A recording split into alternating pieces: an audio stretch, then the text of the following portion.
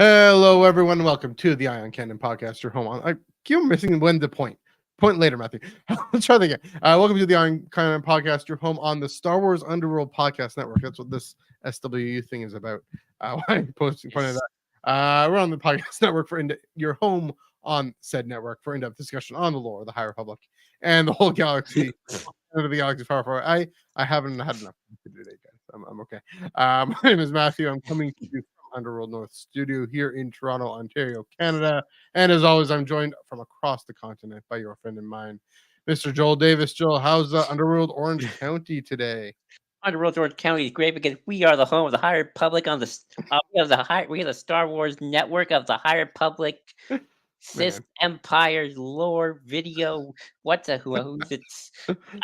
I was trying to strike that reverse it. Oh yeah, no, we're doing good. It's actually really gloomy out here. Actually, Really? it's like fog. It's like I can't tell if it's like rain, but it's not even May gray yet. It's still April. You guys are doing your best Toronto impersonation then. Yes, it's actually been nice here for some reason. I don't know. That's not allowed. It's not allowed to be nice here in Southern Ontario. We need the Lake Ontario fog to come in. Anyways, this week we are talking about stuff. We're talking about Ahsoka and Rebels. We're talking about Mon Mothma and Andor. We're talking about Anakin and Vader in everything not called Anakin or Vader. How well do those cameos of beloved established characters serve the story at hand? How can those storytellers prevent those cameos from getting out of hand? We'll dive right into that, but first we got a bunch of plugs to get through off the top, and then we'll get back to them at the end. Afterwards, you can follow us on Twitter, Instagram, and Threads at Ion Canon Pod, EYEONCANONPOD.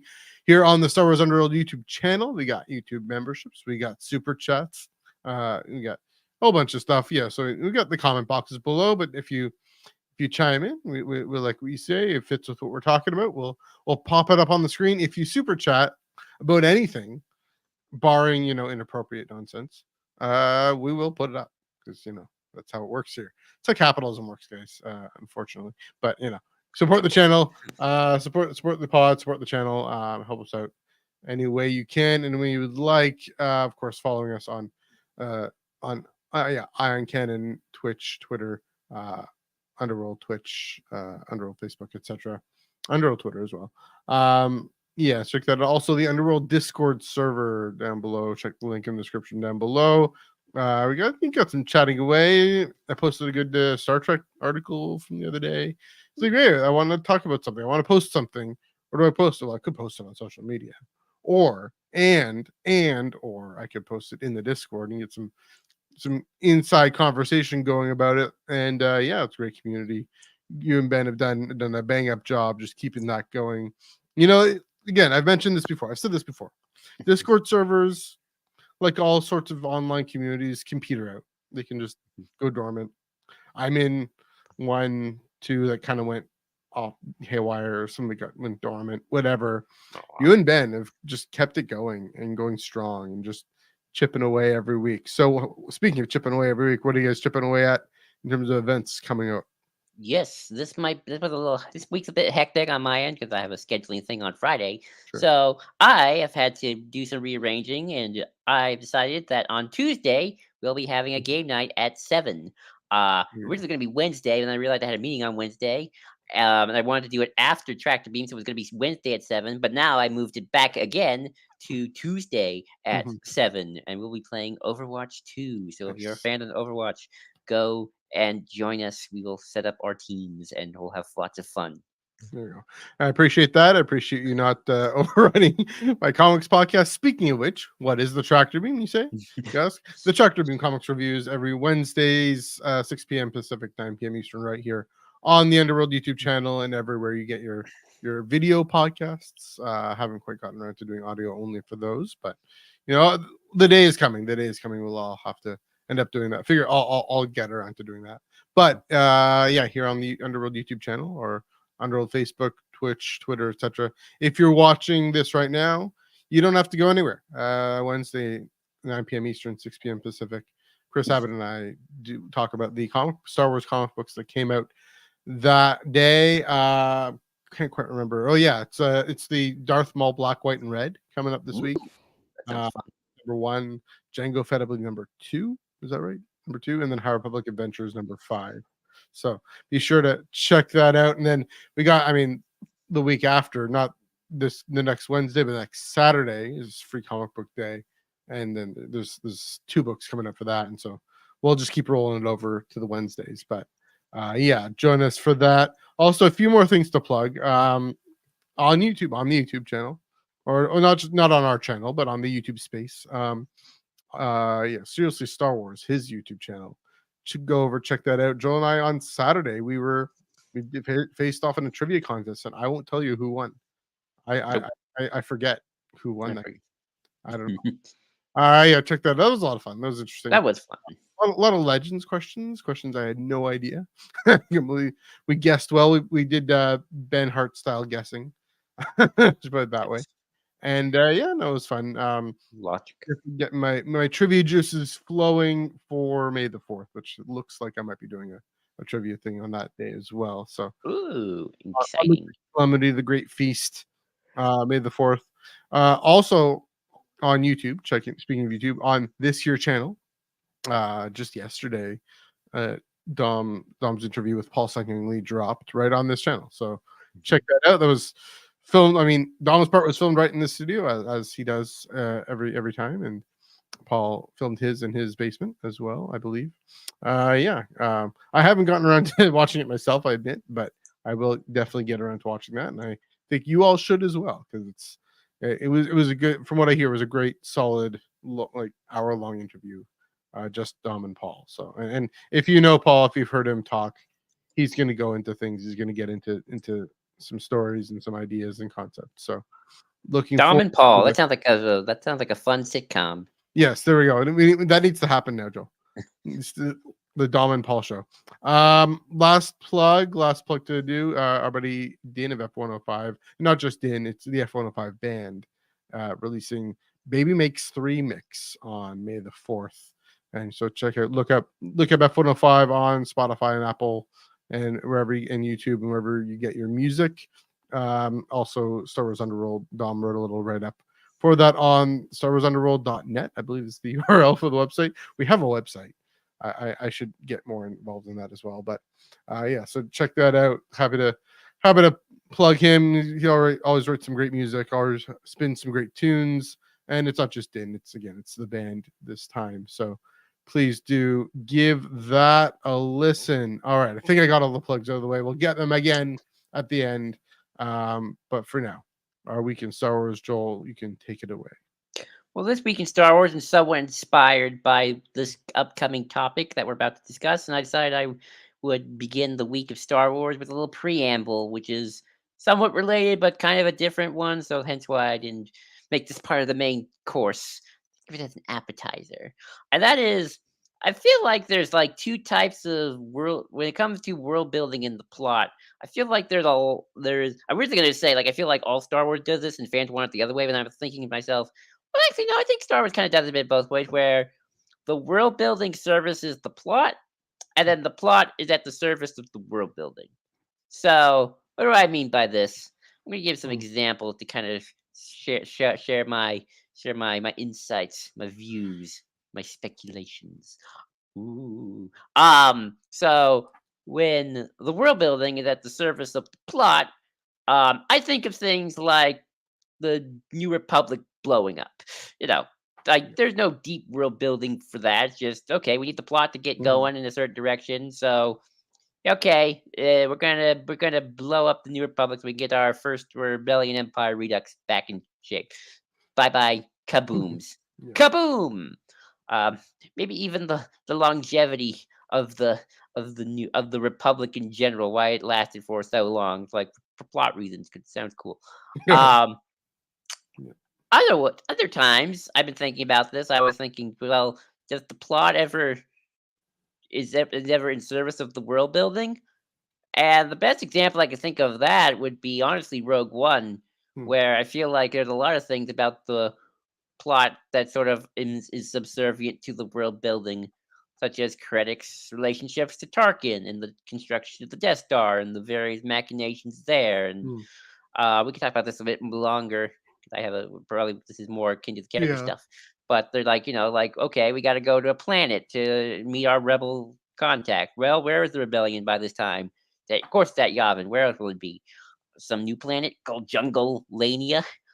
Jung, jungle, jungle, jungleween, jungleween, don't jungleween. Um.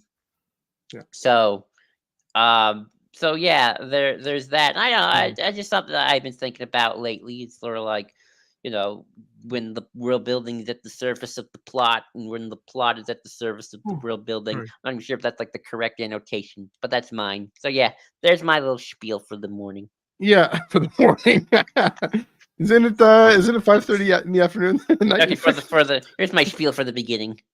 For being there for the off the top. Yeah, I mean, we can get to that later when we talk about Tarkin's cameo in Rogue One, right? Mhm. The Right. way that grounds when things are and where things are Right. in the wider universe. I mean, ideally world building serves plot. Ideally, plot serves character. Is the other thing, but sometimes if it's a political story, world building is plot, and plot it like the story is literally building a change in the world. Right. And it's especially if something. I mean, Mortis, for example, and it's beyond politics. It's this cosmic gobbledygook of something happening. Um, these characters are going through this story. Anakin's playing out this drama, this allegorical drama of what it means for him to be the chosen one. At least that's the way I interpret it. Uh, that this nexus of the Force and the Force moving, the world building of Star Wars is that the Force moves moves the story, and that's the weird thing about Star Wars. And the weird thing about especially I thought you were going to have to say storytelling. the prequels, because then that's a whole Well, trilogy of changing that's the my world. other thing, but I mean, no, well, yeah, I was gonna get there, but specifically with Mortis for is an example. Yeah, the thing with Star Wars again is that the Force. I mean, the power of plot is really the power of the Force, and so plot armor is Force armor. You actually have this built-in in universe thing that George Lucas can say, "Hey, this is how this works, and this is what's happening." Um, yeah, the prequels. I mean, some of the criticism that people gave to the prequels is that, well, this has to happen at this point. Anakin has to marry Padme or whatever, connect with Padme in some way. Uh, Padme has to give birth to two twins named Luke and Leia, right? Anakin Oh, has to follow the dark side, and the Empire has to rise, and all these things that kind of have to happen. I do think they are very plot-driven movies, maybe even So more so what than. it is maybe people had all these other ideas about how all that happened, and then George gave his version of how that happened, right? And that's the version, that's the story Right. we have. I mean, that's the thing is I remember I was thinking about this a number of years ago. I was talking to Dom or somebody about this, about how a few years ago I had this very pedantic sort of thing where I refused to call it the prequel trilogy. I always called it the first trilogy. Then there's the second trilogy. Then there's the third trilogy. And I mean, it was being pedantic and I was being annoying about it. But really, to undergird that the word prequel is a misnomer. 25 years later, can we really call it a prequel? Is it just the first third of the mainquel? I Um, think it's a prequel still, because I think the prequels were still very much made with the idea you saw the yeah. original trilogy, which came out first. Yeah, yeah, but I mean, but not everybody watches it like that. I mean, the official version that on May 4th down in that country on that side of the border, geolocked. If you go to a theater on May 4th to a marathon, the only order Lucasfilm is going to allow you to watch it in is 1 to 9. So yeah, but Yeah, I mean, and I we think had that whole episode about a hmm, year and a half ago, or whatever. But so to say, to well, be fair, that's just it. Lucasfilm still called it the prequel trilogy. Yeah, they do, and I'm no longer being pedantic about it, and I've let go of that. But because pedantry is just not helpful. doesn't actually teach people anything. Pedantry is not very pedagogical. How about that? It's a petty. But yeah, I mean, but to say that those films are plot driven is to say that the world building serves the plot, right? Mhm. That that I mean they hold up, and I'd affirm that they hold up. because we get invested in the story. We get invested in the story because we get invested in the characters. In this tragedy of Anakin Skywalker, and how impactful that is, especially the third act of Revenge of the Sith, right? Which is, I would hold up as the greatest third act of all time, of the greatest film of all time. Obviously, that is a subjective opinion, but yeah, I mean, it's in Star Wars, in genre fiction. There's always this, hey, like Naboo and Gungans, this symbiotic relationship between the two that. You know, we nerd out about world building, we geek out about world building, but I think we do that because we're engrossed in the story, and we wouldn't care about the world if we didn't care about the story and the plot and the characters. And so to be able to name what's happening in character and story, then frees us up to geek out about world building. You know, we can talk about war and peace in Star Wars and the themes and big ideas in the world of Star Wars that are expressed through story. I mean, that's the thing. So it's, I mean, I think you'll agree with this comment in that the way you framed the question. I think you'll agree with this. It sounds like I'm critiquing you, but I'm not. I think you'll agree with this. The way you frame the question is halfway there. The reality is it's a symbiotic relationship, ideally, at its best. I suppose. I guess also I didn't bring this up because I didn't want to turn this into a bigger thing. I was thinking also like other fictional universes and how they all kind of came to be. Like I think of Lord of the Rings, and it's like, well, you know, Tolkien kind of made the world of Middle Earth first, and then he wrote a plot to go with it. With the story. Obviously, Star Trek again. That's very much, you know, story episodic tales, and we just kind of we got to make up some world building stuff. It's like I don't know, Prime Directive. That's why Captain Kirk can't save the day this time. You know, that sort of that's sort of more of a traditional kind of storytelling technique. And like, I mean, I guess, you know, you could always say, well, Tolkien's always the exception to the rule in a lot of things compared to everybody else. So I mean, I'll say sorry. No, you're right. Sorry. And then and then, you know, another thing I think about is like, well, when they were developing the High Republic, and I'm sure the authors say stuff, but I'm always curious to like what the real story is. Like, you know, did they map out a plot of like, okay, the Nile come, you're gonna kick the butt, or they're like, okay, we gotta figure out what is this era all about? Like, what's it like? Like Jedi, and there's like way seekers, and this is like the Republic's in happy times, kind of. And so, you know, it's sort of like, well, what came first to the development of all this? So that was kind of my thought process when I was thinking about this. Yeah, I mean, when they had the billboard, right? Billboard. They worked all that. The Bilbo billboard. Just Bilbo billboard. Pedantry isn't pedagogical. Bilbo billboard. Yeah, and to say, what are we gonna say about this time in this fictional history? And what are the big ideas again that we talked about last week? Not pro-war. So there's that. I think on a similar scale, you talk about Star Trek, you know, Gene Roddenberry. Yeah, I mean, there's things he developed over time, but he went out to set out to tell a story of what happens if humanity has solved all its problems, and through reason, through a common logic, through common reason. We've gotten rid of our irrational superstitions and just gone and created this federation of infinite diversity, infinite combinations. It's as if the Vulcans taught us everything we needed to know, which they did, but they did, at least in Star Trek. But you know, he set out to say that, yeah, this is the world. What is? I mean, that's again the thing about genre fiction. This is the world. What kind of interesting story possibilities come from that and emerge from that and emerge in that. So you talk about Star Wars and Luke Skywalker and the theme of destiny and stepping out into a wider world where you're carried along by this cosmic energy field that exists for the sustaining of life. And even if it tells you to shoot a torpedo down a shaft to destroy a battle station, are you still, I mean, that's the thing we talked about last week. Are you still working to preserve life? And we have to say, we don't have to say that, but we can. At least the story focuses on that. You know, Kevin Smith raises the question of all the contractors on the Death Star. I guess that's the second Death Star too. But Yeah, All the contractors in the Empire. There yeah. And to say, okay,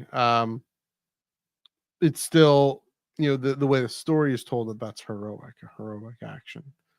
And so, I mean, and later on, again, we talked about last week how later stories look back and question that, because our understanding of what it means for a cosmic energy field to be sustaining of life might question, Ryan Johnson questioning whether or not going in front of the First Order with a laser sword actually is heroic, or if it's just stupid, or if it's could be evil potentially. And so, exploring those ideas, yeah. I'd say, I mean, I'm getting to world building and getting to the way world building brings out themes and ideas that drive plot. But yeah. Yep, that's just sort of my spiel in the morning of thinking about world building. Yeah, it's a great question. Great thought. I don't have as deep of a thing this week. I went for a walk on Thursday and I found Pinewood Studios Toronto, where they're filming Star Trek Discovery. Oh, that's cool. But yeah, I don't know. Have they? I mean, it's Pinewood, so there's some kind of Star Wars connection there. Pinewood, London, Pinewood, Toronto. Yeah, not too far from me. I don't know. Found some pretty nice looking bridges that could fit in Star Wars somehow on my walk. And then, a view of downtown Toronto that was our version of Coruscant. Canada's Coruscant is Toronto. I'm definitely listening to Torture Poets Department nonstop, so there's that. Also, I watched Civil War. When I watched Civil War, not the Marvel one, the other one. I'm trying to. I mean, is there a good Star Wars tie there? I don't know.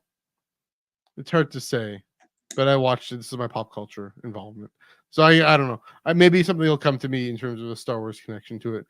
I mean, not pro-war, and that's the question. Well, so this is the question that came up. So I have a friend here in Toronto and he posted Instagram thing. The myth of redemptive violence, and well, yeah. Here's the tie. Here's the Star Wars tie again. Thinking about the Last Jedi and how, um, Civil War is all about how violence deadens our humanity and destroys our humanity. And again, the Last Jedi, and how we tend to valorize violence, but really when we're doing that, we're actually negating our humanity or denying our humanity. And there's ways this story says to poke through. And the Last Jedi, Return of the Jedi, and the Last Jedi really raise that question as well in a different way. It's saying, with Rose saying, let's actually hold on to our humanity. Let's actually leave the war zone. And that's ultimately what allows Rey to lift the rocks to help everyone escape. Because the Force in the story of Star Wars is this energy field that exists for the furtherance of life.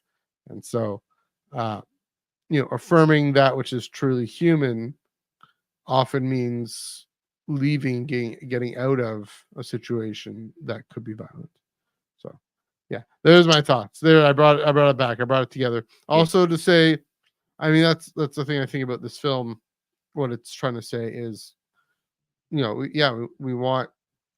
we think war is this cool thing, and this film makes warfare seem very uncool and uninteresting. Not uninteresting, just harrowing and not something we actually want. Not something we actually want to happen on North American soil. And that we shouldn't want this, and if we do, we got to check ourselves because, yeah, and check how far things are going. So, yeah. Well, I guess my response to that is if you want a Star Wars connection to another pop culture thing, watch Neon Genesis Evangelion on Netflix. It even had the character named Rey. And there's actually a little moment in Neon Genesis Evangelion that's right out of Last Jedi. So, although it came before Last Jedi, so I guess Last Jedi took from it. So probably, and Ryan might have watched it. You never know. So, yeah, recommend for more pop culture things that aren't Star Wars, but you can connect to Star Wars. It's got angels and religious allegory. Interesting. I mean, the name is a religious word. So yes. All right, let's move right on. There was a Star Wars show came out on Wednesday. I only watched it all the way on Wednesday, so I needed to refresh myself. Bad Batch season 3, episode 13, Into the Breach. Just a few thoughts here. Yeah, just showing just how cool and collected Omega is. I was really struck by just how in charge she was of the situation. Put in this very scary position. She's clearly older than all the rest of those kids in that place. Maybe she's nervous, maybe she's scared, but she's able to channel that into figuring a way out. And I mean, she needs to be calm for the rest of those kids. So that was striking again. Another step forward for her character in that. Rampart was interesting in this. I'll say I'm wondering at what point does it get annoying? Does his shtick get annoying? A little too much. Is he gonna actually have some character change, character growth here too? I know we've only had him back for one episode so far, but it already was starting to be like, okay, this is the same tone of voice the whole time. He does spring into action. He does actually help get the job done. But yeah, I'm like, okay, thinking because again with Defy the Storm that I had to take a pause on. Xylan Graf was getting annoying, and I think he changes his character too. But yeah, let's see if Rampart gets a bit more interesting and a little bit more almost like not quite like Callus, but a similar sort of he goes from being this one thing to being this other thing. Or And who knows? Maybe that's the point. Maybe he's not doesn't change. Some characters don't I change. know, but that'll just get annoying. Like, can he at least be an evil imperial whatever and not be so crying, like Luke and Anakin definitely changes. Luke changes. Luke doesn't stay annoying. That's true. I Rampart, mean, although I think maybe we gotta challenge ourselves to say, some people don't change. They're horrible, and they're always gonna yeah. be horrible. Well, That's I real don't life. mean again. What I don't mean in terms of his, position. Just the constantly like I was an imperial admiral, and oh, you guys are so terrible. You guys are so immature and unprofessional and all that. I get it. I get it, buddy. But I mean, yeah, maybe you're right. Maybe he just stays annoying. We just can't stand him. Anyway, what did you think of this episode? Oh, it's fun. Another kind of keeping the plot going, moving forward. We're nearing the end. We got 2 episodes. Be very curious to see if the finale is any longer than a 20 to 30-minute Yeah. episode. I'll be very curious. But who knows, right? Mhm. I don't know what the next episode is going to be. For all we know, I might change my tune. It's like, oh yeah, they can finish this in 3 minutes. Not easy. Yeah. So we'll definitely see what next week's episode brings and Mhm. how it all starts to come together as we near the end. There's 3 more weeks, right? There's this Wednesday, and then May 1st, and then May 7th or whatever it is, No, it or ends or around May just 2. 4th, before May 4th. Okay, so there's only 2 more. Never mind, 2 more Yeah, weeks. yeah, May 4th Right. is the It's Tales of the Empire. Yeah. right, and that's after Bad Batch is already over, so Yeah. Shoot. then we kinda enter Acolyte Yeah. mode even for full steam after that, so, yeah, True.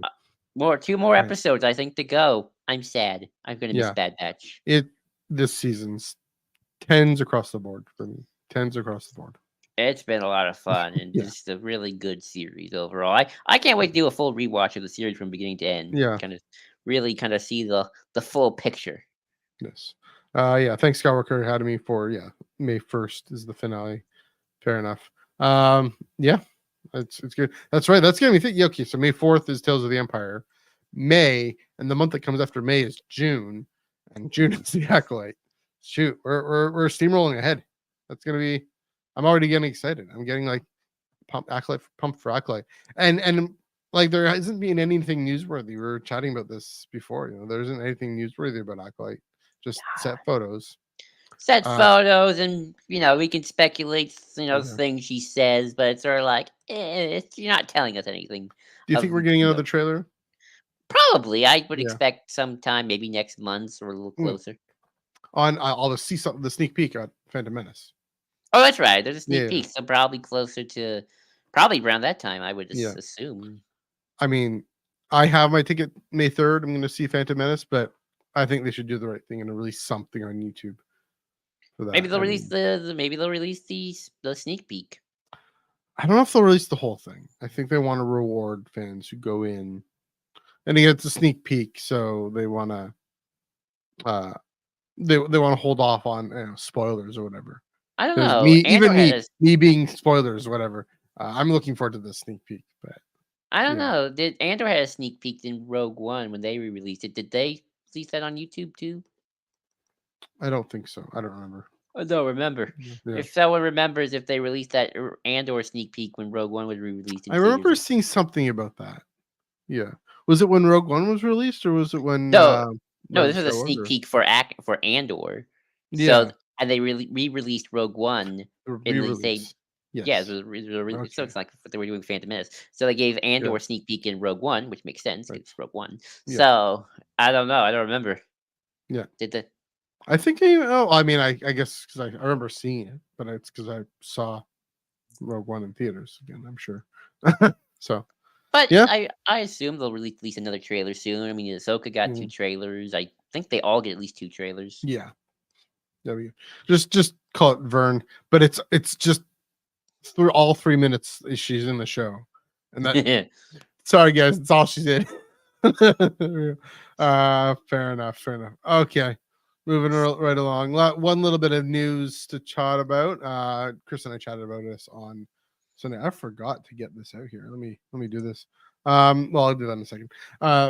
Yeah, chat about so Marvel's Inquisitors. So Chris Abbott and I did chat about this on Wednesday, but I do want to get your thoughts on this, Joel. Some new comic book. This was announced on Tuesday. I mean, again, Chris and I talked about it in the Tractor Meme miniseries. Yeah, sorry. I'm all discombobulated again. So yeah, Marvel's Star Wars Inquisitors, written by Rodney Barnes, art by Roman Rosanas, and cover, and I'll bring this cover up now, by Nick Bradshaw. Look at that. Look at that in all its glory. I really love the design of Vader in this. It just looks Oh yeah, it's just very just nice. stone cold. Very Um, stylized. yeah, and then I'll read the description here from StarWars.com. Inquisitors follows the Empire's Jedi hunters as they narrow in on a new target, Tensu Run, a survivor of Order 66, looking to spread hope and rebuild the Jedi Order. He has won the attention of Darth Vader, who's that guy, who is determined to have Tensu killed at any cost. And this comes out. This begins July 3rd. It's a mini series, so I'm guessing 4 issues. Joel, we get since Chris and I gave our thoughts on this. What have you thought on? What do you think about this with the story, New Jedi, and what do you think about when this is set and what this might mean for comics going forward? Oh yeah, this seems really interesting. It's nice to see the Inquisitors storyline just keeps going. Yep. They keep getting stuff to do, which is nice. I mean, we're actually about to get we're about to get another Inquisitor centric Yeah. story in Tales of the Empire with Barris. So sort of nice to see that there's stuff kind of them keep getting developed, and they're kind of one of the few little things in Star Wars that have excuse me that have Sorry. really kind of hopped around. Sorry, wants to Yeah. burp. Hopped around different mediums Yeah. since they were introduced in Rebels. I mean, they've been Rebels, and they were in Jedi Fallen Order. They've been in the comics. Mhm. Their granular development has really spread across the mediums. They're sort of like They've been in a the novel that yeah in the you've novel read that in you the love. novels. I mean, there are a couple of novels. I mean, they were in the Ahsoka novel too. Yes. Um, Grand Inquisitor also in the Ahsoka novel, and then the Second Brothers in the Jedi Fallen Order novel. Mhm. Um, or I think yeah, and then Yeah. Yeah. Kenobi. So they've really they're like this. They're almost like Saw Gerrera in that way. They're like that's like but out of the group in terms of like they're just Yeah. kind of they're part of the world building. We can talk about that. Maybe we can talk about this a little bit later. In a sense Mhm. of they're kind of well dark times. If you got Jedi, you probably should have Inquisitors show up. So Mhm. they're kind of they're part of the world building. So it's nice to see them continue on with that. Mhm. Um, in terms of the future of the comics, I mean, seems like they're definitely at least experimenting more with like more one shots in different parts of the Sure. timeline. We got the Mace Windu one that's pre the Phantom Menace. We got Mhm. Django one, which I also think is pre Phantom Yeah, Menace. it's before Pandemic. It's It's it's around there. Yeah. it's in that pre Phantom Menace time frame. Mhm. I do wonder, is this the future Marvel going forward, or are we still going to get the usual Mhm. ongoing? I can't see them giving up the ongoings. At Yeah. least not we've been doing that now for almost 10 years, so I Yeah. can't see them giving up the ongoing. But maybe I don't know. Maybe they'll start like doing more just little additional one shots and Mhm. maybe see where it's going. I don't know, but that's kind of cool. Maybe I Yeah. hope we get more. And I know Black, White, and Red is coming out, Yeah. although that's its own thing. But I'm excited, so yeah, I'm all Mhm. for it. Yeah, I mean, this year, Phantom Menace 25 party, that's going strong, right? With, like you Mhm. said, the Mall book, but also, yeah, with Django and with Mace Windu and the Mace Windu novel and Living in the Living Force. Force and yeah, and then throwing the thing on the film and even the Acolyte to some extent, right? Is Oh part yeah, of kind of part of this whole TPM at 25 party. But here we have a book set probably just after Revenge of the Sith or maybe I don't know, sometime after that. it's in Well, between. It's into the dark times. yeah, it's somewhere in there. So they're still willing to jump around. They're still willing to do something. I mean, Rodney Martin's like Chris and I said on Wednesday. It's great for Rodney Martin to get an original story. Let's keep pounding that through. Is enough of these copy and paste adaptations. Well, that'll Uh, never stop. yeah, I know. Ahsoka. There's an Ahsoka one coming out. I'm not going to read it. I'll probably get a cover, but um, yeah, probably get a cover of issue number 5. That's probably actually going to happen. But other than that, yeah, this for Rodney to get his own story. Yeah, they're still open. Story group pitch us a story whenever it's set. See if it makes sense for us to run it. Um, they keep on thinking about stories. Well, they probably have a whole gaggle of ideas. I mean, they have to have a whole gaggle of ideas and always things in development on the go and of different eras, and that's what I'm getting at. So I think maybe what they ended up doing was okay, we're gonna have Phantom Menace 25 ideas, and then we're gonna have everything else ideas. Maybe this will probably even have some things about when Tensu's a Padawan during the Phantom Menace or something. I don't know, or Youngling or whatever. Um, that's also possible, but of course it's gonna be set later. Yeah, I mean the question is, the question we don't know is okay. We know the current ongoing is going to end at 50. Going to go into Return of the Jedi. I assume Vader ongoing's ending at Yeah, 52 Vader ongoing is also ending at as 50. well. Yeah, and probably the end of this year, I believe. I think I've counted that out. Yeah, towards the end, sometime this year. What do they do next? What do they announce at New York Comic Con? Say, ongoing number 1, set right at the Phantom Menace, right after the Phantom Menace. I mean, is that where they go, or they said it right after the Battle of Jakku? I mean, we keep having this question, this conversation. But yeah, Mhm. like you said, I definitely agree. They're gonna keep doing an ongoing run, and I mean, do they do another Vader run? Like, I mean, when do they set that? I guess maybe after Charles Soule's run. But that's the thing. Vader only exists in a certain time frame.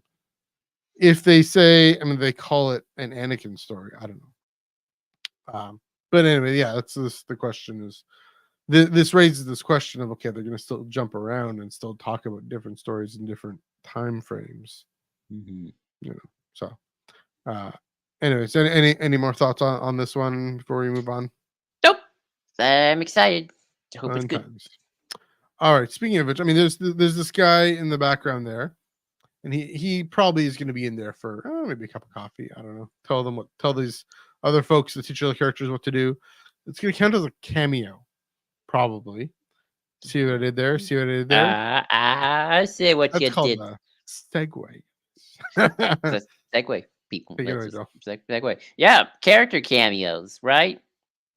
Yeah. So, Star Wars, it's got a lot of characters that we all know and love, and we always get all like, "Oh, it's that guy.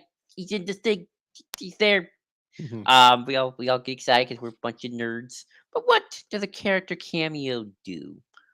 What is its purpose? What is its purpose in life? Mhm. Get all dramatic and philosophical there. So I, as I was writing the notes yesterday, thought of it. and I have thought of the best way I could think of in my head to think about how to view character cameos. And that is that a character cameo, when done correctly and done with some taste, is in a lot of ways part of the world building process. Because Hmm. characters, I feel like there's this thing of like we separate world building from characters, but I think that Yeah. characters and world building go hand in hand, right? So, because characters are part of the world, and thus they are part of the world building process. So, you have a story set place in your fictional world during the original trilogy or the Dark Times. You can't just say, well, uh, Mr. Rando Schmando is the ruler of the galaxy. No, it's you have if your story requires one of your characters to talk to the big boss in charge, well, obviously that's the Emperor Yeah. Chief Palpatine. Thus, his character is part of the world building. It's tied. It's synonymous. It is synonymous. Yeah. You mean Synonymous. background characters specifically, Well, not or just cameo background characters. characters? A character who serves a purpose, Yeah. right? They must if they're serving a purpose in the plot. So Hmm. if you need the plot to have a character meet, I don't know, the emperor of the big bad of the universe, Yeah. you gotta have the emperor show up because that's who that is. He It is can't be Mace Windu. I'm sorry, Sam Jackson. can't be Mace Windu, or again go back to Rogue One. Yeah. When we can talk about the CG stuff all we want, but why I love Tarkin in Rogue One so much is that it adds just so much naturally to the world. Of course, Yeah. Tarkin's going to be involved in, or should be involved in the plot.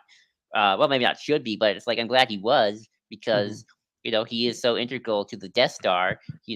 That is his project. That is what he is Yeah. known for in episode 4 that of course he should be there, kind of overseeing Krennic and eventually taking his spot. Hmm. Even stuff in again Rogue One and a little bit of Andor, Mon Mothma being such a prominent role. Well, with Andor, it's less a cameo and more she's just a secondary character at that point. She's almost a Yeah. co-protagonist. True. She's more kind of a glorified cameo in Rogue One, along with Bale. Like, yeah, here are rebel leaders. Sure, we can make some new people, or we can use the pre-established characters that we've had since Revenge of the Sith. So here's Mon Mothma and Bail Organa on the Yavin base, which is also part of the world building. So Yeah. I see character Oh, sorry. cameos, especially when using pre-established characters in certain roles that show up, as essentially being a part of the world building process when writing a story. So that's my opening spiel. Yeah, I see what you mean. I'd be more comfortable saying that when it comes to background characters and cameo characters. Um, right. I'd be better. A more general statement would be more accurate.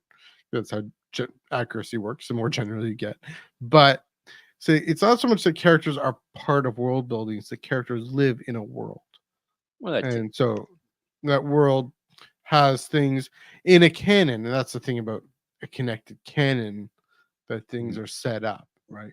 Right. That's the thing about, again, bringing about visions, for example, is you don't have to follow any of those rules at all. You can just do what you want, apply a symbol to whatever.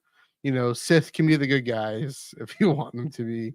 Uh, you know, Pretty much. uh, so yeah, that and that's why it was weird and disorienting for me, uh, that whole thing. But it was also interesting. I again, it like we were talking about before. You know, we're used, or implying before, at least we're used to the world, and we just know in our minds, already fixed in our minds. Hmm. You know, Joe Biden is the president of the United States. Justin Trudeau is the prime minister of Canada, and Mon Mothma is the chancellor of the new republic. It's just how it is and what it is at this time, right? Right. Or Villachem or whoever, if we're going by paper at that time. So yeah, I do see what you mean. I mean, the thing with Tarkin, what that does, it does connect it to the wider empire, right? It reminds us that this is the most important thing that the empire is doing at this time, and it's throwing all its resources and all its weight into it. No wonder he's so angry. No wonder he's so urgent. You have made time an enemy of the time an ally of the rebellion Hmm. and an enemy of the empire. Hmm. And and for it to be that urgent, and for him to take over the project when it was succeeding. He is number 3 in the Empire. That's the thing, and You that's could even argue maybe even more number 2. number 2. Well, whatever, but we know in our understanding of the world, right? He's he's in the triumvirate, if you can say that, right? Oh yeah, it's the triumvirate. We know that, and so we know that, and so his presence there and what he does there takes over the project. His contrast with Krennic, I mean, that's the thing. It's still a character moment of how Krennic is all, don't wait, just fire, fire, fire, fire, and Tarkin's and whereas this very patient, calm, you may fire at will. And of course taking the shot, and the irony, of course, taking the shot directly at Krennic. And then Vader shows up too. And then Vader shows up in that one too, and that's that's another and Leia. Right. And so what that does, I mean, that does two things in Rogue One. It gives us a sense, makes us feel that this is connected into the most important things we've seen happen in Star Wars. It also means this is right on the heels of A New Hope. And the reason we have a sense that it's the most important thing that happens in Star Wars is because this is the thing we've seen the longest, right? This is in our own perception. It's been 47 years? Yeah. That film came out. And so, that's the thing with going on what I was saying with prequels and original trilogy and all that. The might of the Empire, the rebellion against the Empire, for a lot of folks who spent a proportion of their life, that is the most important thing to happen in Star Wars. I think we've talked about how all three of those trilogies together are collectively the most important thing to happen in Star Wars, because that's the films we've gotten, the attention we've given to it. This is kind of a few episodes ago, we're talking about Star Wars in history. Right. Again, all these cameos in Rogue One really do that, really build that in. So yeah, I mean, and we'll get to a lot more examples, but yeah, I'll just say, kind of thinking about it now, because I'm kind of thinking back in the past. The anthologies were really the first test. I mean, I guess Rebels too, but we can talk about that a little bit later. But in terms of like the big films, the live action, Rogue One and Solo, you mean? Yeah, Rogue One and Solo. I do think they were very interesting kind of testing grounds for kind of, I guess, putting cameos of legacy characters.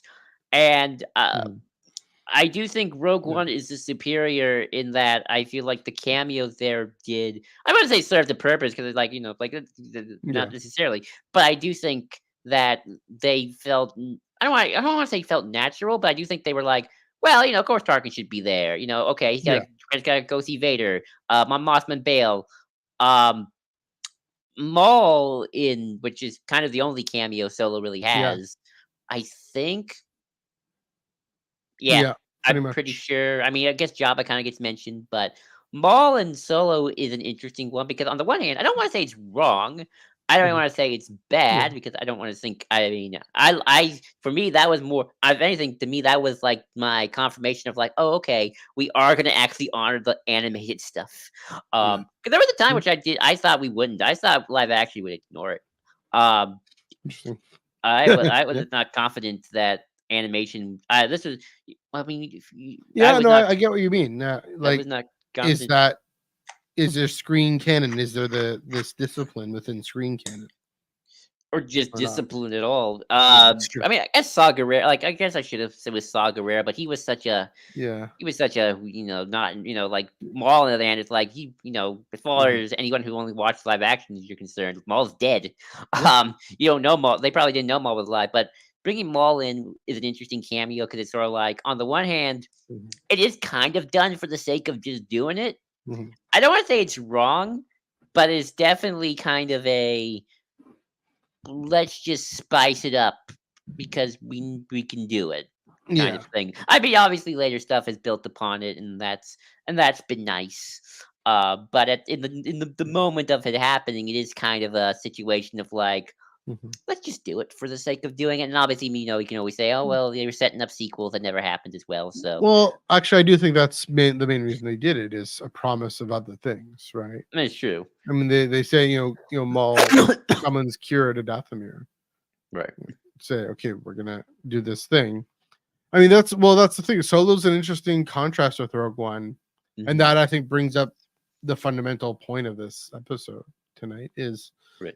you know, Rogue One works so well because it gives us new characters that are really well written and really well developed, especially Jin, but also the rest of them. And Cassian, who gets his own TV series after. Where and with the cameos that we just mentioned, and the light interspersing of the cameos, especially just using Vader so like the maximum you could use him like that, so well, so perfectly. Whereas Solo, the legacy character isn't a cameo; he's the lead, and it's a lead again. We were okay, it's a good film. It's an entertaining film. Whether or not nobody asked for it doesn't entirely. I'm sure some people were like, "Yeah, I really want to know the story," but yeah, it's I don't know. It doesn't. It doesn't give us enough new, right? I mean, it's Han and Chewie when they meet and what the Kessel Run is, and all that stuff. Maybe the criticisms of the prequels where it had to hit this. I mean, the prequels give you more new things, quite frankly. They really do. And again, I you guys have seen my hashtag prequels t-shirt, right? Like this is a Nixon in China moment slightly here, but yeah, I think they're just thinking about why Rogue One is a more successful Star Wars film than Solo. And by successful, I don't mean box office necessarily. I mean just quality and enjoyment. Again, I like Solo. It is what in my opinion the okay, good Star Wars film. Yeah, not excellent, not Last Jedi spectacular. Yeah, it's not even kind of weird, wonky Rise of Skywalker, which I like, but I can understand. But Rogue One is excellent Star Wars. Oh yeah, universally agreed. We all agree. Yeah, it's good. So. It's like, and I guess since we're talking about the films of the early period, and then we can kind of move on to the next thing. The sequels are kind of interesting now with their cameos because it's sort of weird. Like I feel like on the one hand, I would want to say sequels don't really have cameos, but I don't know. I guess Wedge and Lando kind of, and Akbar are cameos. Maybe Lando a little less so because he does kind of serve a point. But Akbar certainly is like, oh well, here's Akbar because gotta have Akbar. Yeah. I mean, I just maybe the difference between that is like it's not really distracting. It's kind of like Akbar still in the background, like always in the spinning chair. It's like okay, you just kind of gotta spice up the scenery a little bit. Yeah, I mean, there's the usual criticism that he wasn't done well, or was done dirty is the criticism. I don't know. Yeah, like obviously I don't consider Luke, Han, and Leia cameos. I consider them part of the plot. They're part of the story. What's interesting there, I just want to jump in with that thought though, is the reason it's this third thing that Star Wars can do is and Star Trek has done this a little bit too, but this weird thing that Star Wars does where they're not cameos, they're not the main characters. They go from being the main characters in the original trilogy to being supporting characters in the sequel trilogy. It's like, in a way, if you only watch chronological order, Obi-Wan going from a more primary character to a supporting character in A New Hope. And I mean, Yoda was always a supporting character, but Obi-Wan, in the prequels, he's in the big three, and in A New Hope, he's supporting the big three and supporting Luke. I mean, that's kind of. I mean, there is that tradition too. That's true. That Qui-Gon becomes that for him. Load and Great Storm becomes that for Bell. Luke is that for Rey, and Han is that for Kylo, and Rey is that for Rey, and and they're all kind of that for Rey. To be fair, they're all well, and that's that's a good point. I mean, and that's also, but here's the thing: they, especially Luke's character, moves forward, and Han's too. I mean, Leia. Leia goes from she's a general. She's this wizened, aged general now with all the gravitas of her experience. All that's the thing is that all of their characters have developed through this again, especially Luke in The Last Jedi develops through this tremendously, but at the same time serving the main character's story, serving Rey's story. So that's Leia why. serving Poe's story in tremendous ways. So Yeah, that's yeah, why I think you could say Lando's more of a glorified yes, cameo, a yeah, fun one, but he's mhm, still more of a cameo. yeah. I mean, I guess I'll get pedantic here for a second. What really counts as a cameo? What really counts as a supporting Yeah, role? Because I feel like, I mean, I'll go back to Tarkin. Tarkin's kind of my go-to because it's sort of like you could say mhm, Tarkin's a cameo, but Tarkin's kind of a supporting role in the plot, or at least the Krennic side of the plot. He is Krennic's yeah, antagonist. He is kind of the yeah, obstacle Krennic needs to get rid of to take over the Death Star. And obviously, mhm, like Vader's more of a glorified cameo than Tarkin, because Tarkin kind of had a yes, bit of an arc that's for sure. with Krennic in terms of who runs the Death Star. And in the end, Tarkin Yeah, wins. that's a good point. So I can see that. Maybe, I mean, is it sheer percentage of screen time? I don't know. That seems arbitrary. I don't Um, see. I would disagree slightly though, yeah. because Well, I again, feel I don't know. I'm not necessarily sure of that, but I do feel like percentage of screen time though would matter, mhm, because on the one hand, it's sort of like, if let's say yeah, CGI Luke happens in some again, mhm, is it just the one scene of him chopping down the droid and taking the baby, or is he like appearing in multiple scenes, like interacting with yeah, people, and then having a little bit of a character arc, and then because I do think screen time kind of matters, right? yeah, I yeah. I would say. Well, that's the thing. Is the saying we can't rest entirely on that. I mean, I'm sure not, Yeah. but maybe not. It's a factor. Yeah, It's screen time plus, I guess, maybe purpose. yeah, yeah. I'll move That's to a the good TV point. side of things. Sure. Mon Mothma in Andor is not a cameo. She is a Yeah, secondary that is true. protagonist. She's Yeah, got her own storyline with her daughter and her husband, and her own vibes of the rebellion. So it's not just she has X amount of screen mhm, time. She's got her own character arc. She's got her own yeah, problems she's dealing with. She's changing as a character mhm, over time. Um, and yeah, then and then I'll throw this to another series she's in, Ahsoka. yeah, That I can see is more of a glorified cameo, where she kind of moves the plot along. She kind of serves a function, mhm, obviously, but she herself is not really going through a character arc. We're not seeing Mon Mothma by herself dealing with the rebellion, her husband, and crying about her daughter going yeah, kind of conservative on her. So she's just kind of like, I'm the chancellor. I feel for you, Hera, but I got to deal with these people. It's more kind of a. She's not really kind of. She doesn't have her own yeah. kind of character arc. So I guess it's maybe screen time plus purpose equal depth. Yeah, that's a good way of putting it. That's a good. Yeah, I like that. I mean, yeah, that's what I was gonna say. I agree. Like in Andor, main character or a major character. In yeah, in Ahsoka, which is to say, then Hera and Sabine in Ahsoka, and even Ezra. Ezra maybe slightly more, but not cameos. Like definitely legit supporting characters. Yeah, Um, Anakin in Ahsoka is a cameo. yeah, I would say that. But and that's the thing. Either way, they still have to move the Mhm. main character forward, which is Right. yeah. And we'll get to Anakin and Ahsoka them in a bit. Here's a question for you. Here's a question for you. Okay, sure. Yeah, ask me questions. Uh, do you think Vader in A New Hope counts? No, I mean, because not when we're watching 1977, but again, say someone's watching this only chronological. no, because Vader's still an antagonist. Yeah, He's still the antagonist to Leia. But yeah. well, I And at guess the end with Obi I, Wan, right. But here's something kind of interesting, Mhm. and I guess we can move on to kind of the next big point. I call this, whose story is it? Yes. Dun-dun-dun, dun-dun-dun. Because this is one of those interesting retroactive things about Star Wars, and Mhm. when you add the prequels into it, less so the sequels, Yeah. is that okay?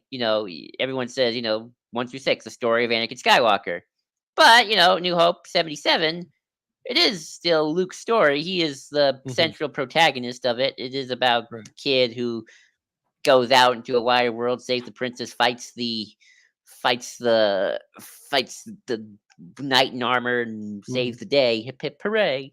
Um, but then retroactively, you can now say it's Anakin's story, and then 4 through 6 is that through the lens of his son Luke. 'Cause that's Yeah. whose viewpoint we are mostly in. And then if you ever talk to Dominic about this, because he brought this up before, and I agree with him. Prequels are interesting because Episode 1 my opinion, and I agree with people say this. Episode 1 it's the story of Anakin through Padme's perspective because Mhm. she is the protagonist of Yeah. Episode 1. Episode 1 is kind of about her the most out of all the characters, in my Yeah. opinion, frankly. And then 2 and 3, it is Anakin's story through Anakin because he is the protagonist. Yeah. So that is sort of an interesting kind of like character perspective, or like how I would say Lord of the Rings is Frodo's story, or The Yeah. Hobbit's very much Bilbo's story. Yeah, there's other plot points going on like Thorin and Aragorn, Mhm. but it's still very much about the hobbits. Um, Sure. and then this is where Clone Wars gets interesting, and I know you put Yes. this in here so we can talk about that a little bit, as Yeah. well. Here's something I've always thought about, and I think I figured out like one of the two big things, the difference between 2D Clone Wars and 3D Clone Wars. Mhm. 2D Clone Wars, 100% an Anakin story. Yes. No arguments there from Right. me. If anyone can tell me that, I think the 2D Tarkovsky. You're looking for the 2D Tarkovsky DVD. Yeah. No, the Uh, action figure. I got the Anakin oh, with the that's cool. blue things going on. Yeah, that is 100% an Anakin story. Yeah, there's Yeah. little shorts of going to Yeah. Mon Cala, but it's on the big picture. It's an Anakin Mhm. story. Yeah. But 3D Clone Wars, now that we kind of have the full picture, that is Ahsoka's story. Yeah. If we look at it from release order, not chronological, first story of her is her arriving Anakin, and then season 5, if that where it was it Yeah. ends, which is I think season 5 the better ending in terms, not in terms of Siege of Mandalore, in terms of like Yeah. if we didn't get the season 6 stuff, is her leaving, and then season Yeah. 7 with Siege of Mandalore again. We see the war end through her eyes, so that is Ahsoka's story.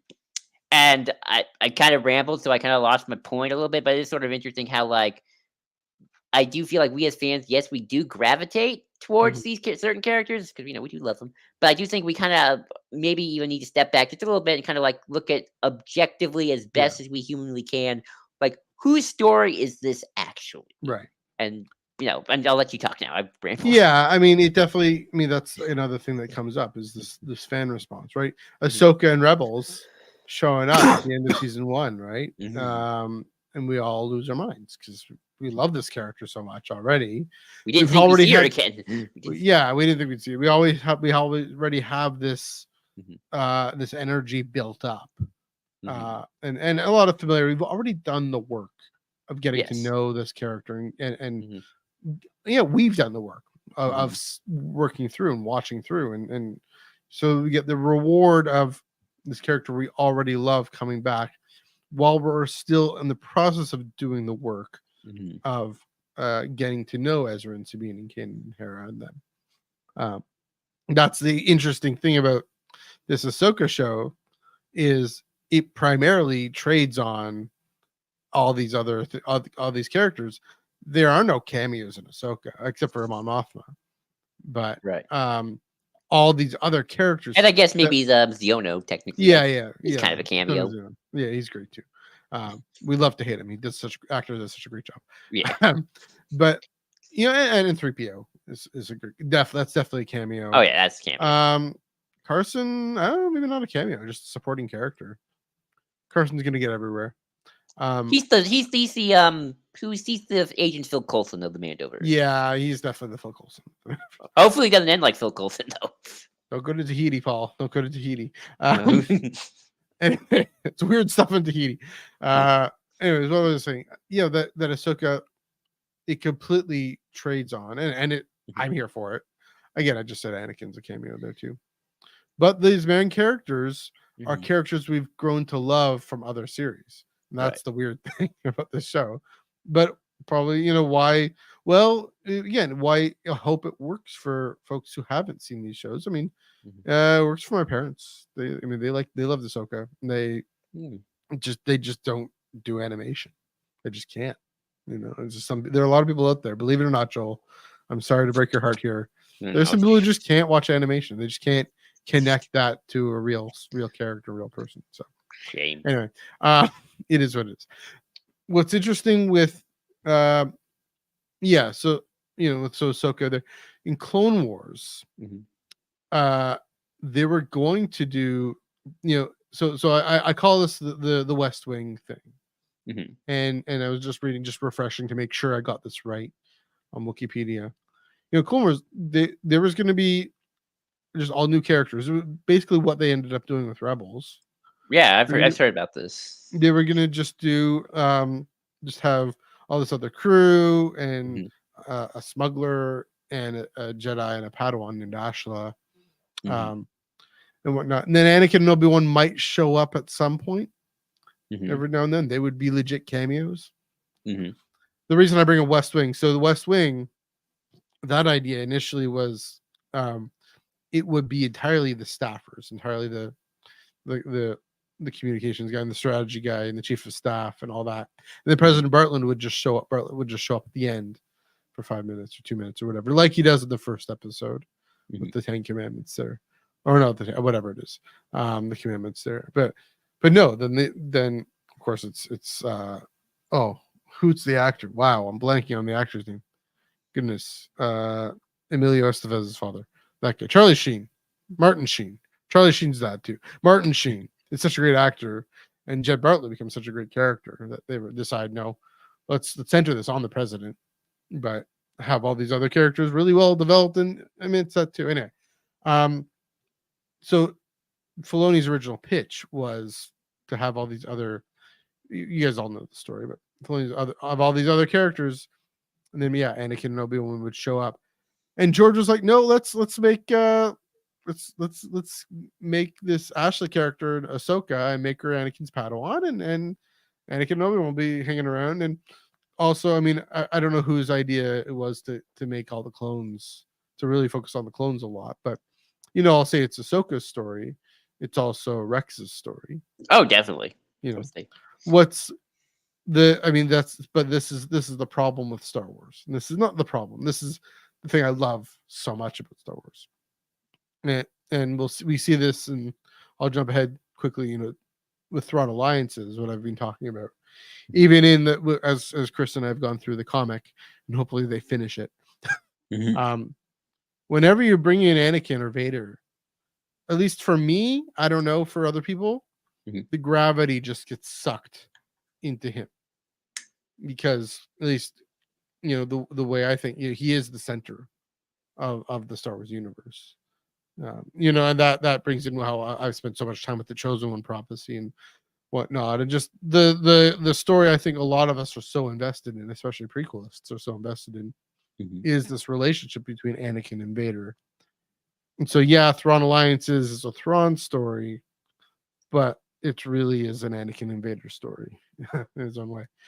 Uh, Ahsoka, so Clone Wars, and you Mhm. brought up season 5. I'm looking back on that. I'm thinking I'm really grateful we got season 7, Oh, because I if mean, you like. ended on season 5, Mhm. well, both because I mean Siege of Mandalore is the greatest 2 hours of television ever. Is it 2 hours? I thought it was an hour. It's 4 half-hour episodes. So yeah, Oh, okay. Yeah, you're right. yeah. Um, and that, but also it really bookends and pinpoints in the climaxes on Ahsoka and Rex, with Maul in there too. Mhm. And Maul does so much in that series as well, and of course Bo-Katan and whatnot. If we ended on season 5, Mhm. what the Clone Wars becomes about is Ahsoka's role in Anakin's turn to the dark side. And that's the thing, is it partly is about that, right? It Mhm. partly is, about how here's this moment where the Jedi have turned their back on someone Anakin truly cares about, truly loves, Mhm. as a younger sister, Mhm. and to the point where she's gone, she's out, and he's left alone to deal with this disorder that he thinks is now corrupted, that Mhm. he's that has pushed her out from his perspective. From his Mhm. point of view, the Jedi become evil, Right. and it's about Palpatine taking that. I mean, that is why we love, one of the reasons why we love that arc so much. Right. But thankfully, the series isn't entirely about that. It's one of the things the series does, right? Yes. It's I. important it does. And then, Mhm. but then we have Siege of Mandalore, especially. We have the Martez sisters arc, with Ahsoka going through that. We You got to know, build up on it a little bit for her future. So yeah, yeah, and that, but Ahsoka going through that, and then of course Siege of Mandalore again, like you said, it's Order 66. It's this great climactic event in the Skywalker saga, but right. from Ahsoka and Rex's perspective, and And really also really wrapping it up as a proper series finale to this character for these main characters. and also I think, and whether or not Filoni intended this or I'm just reading into it. I'm reading into it now. This is going to sound this is going to I'm going to use a very interesting word here. Mhm. I think in some ways it also emancipates Ahsoka from Anakin. And what I mean Yeah, by emancipates her is oh, did I click on something? we're good. Okay. No, we're good. uh, We're good. Sorry, I saw something okay. What I mean is, I agree with you that if we get into season 5, then yeah, Ahsoka just serves us Yeah. Anakin's turn to the dark side. And, in the sort of the same way Padme does as well, Hmm. which, I mean, obviously, yes, Padme should do that because but I do think, there's some right to critique of like, oh, it's just, well, that all Yeah. she's meant for? Like, oh, she's such a great character. And like, oh no, she's just there to make sure Anakin turns evil. Hmm. And, Ahsoka is such a great character in her own right. Like, oh, it kind of would feel a bit of a shame to like, oh, she's only there to make sure that Anakin turns evil. Which actually, I think you can also argue why maybe Vader not killing her, or Anakin not dying by Vader might actually be a good move as well because it's like, well, that just sort of cements like, no, she was just meant to die, so we can prove how far gone Anakin was. But Yeah.